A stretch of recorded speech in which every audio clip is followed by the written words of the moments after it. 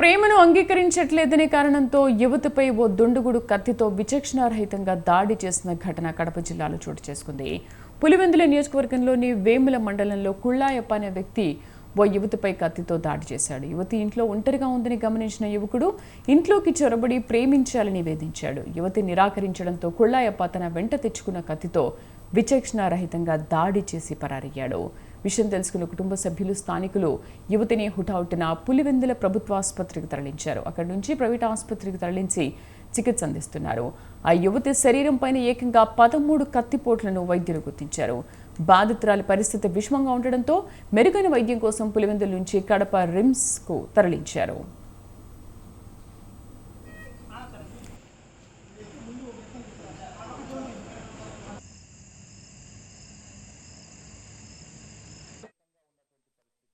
సమయంలో టీ షర్మిల అనే 19 ఏళ్ల అమ్మాయిని పిలుచుకొచ్చినారు. ఎవరో గుర్తు తెలియని వ్యక్తులు కత్తితో పొడిచారని చెప్పారు.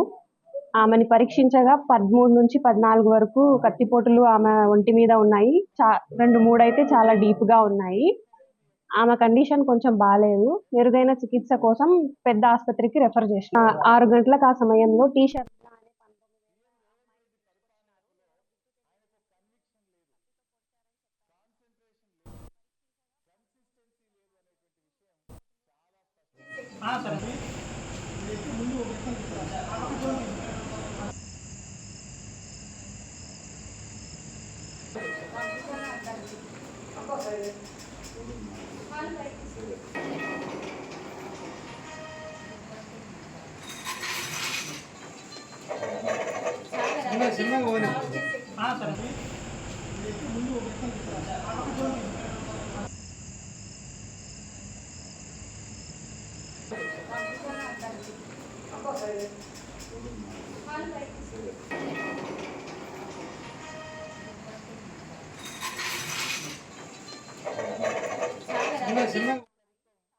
తన ప్రేమను అంగీకరించట్లేదనే కారణంతో యువతిపై ఓ దుండగుడు కత్తితో విచక్షణారహితంగా దాడి చేసిన ఘటన కడప జిల్లాలో చోటు చేసుకుంది.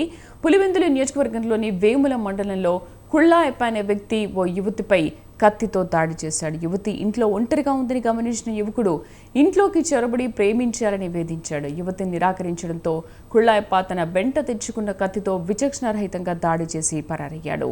ఆ యువతి శరీరం పైన ఏకంగా 13 కత్తిపోట్లను వైద్యులు గుర్తించారు. బాధితురాలి పరిస్థితి విషమంగా ఉండడంతో మెరుగైన వైద్యం కోసం పులివెందుల నుంచి కడప రిమ్స్కు తరలించారు. మా కరెస్పాండెంట్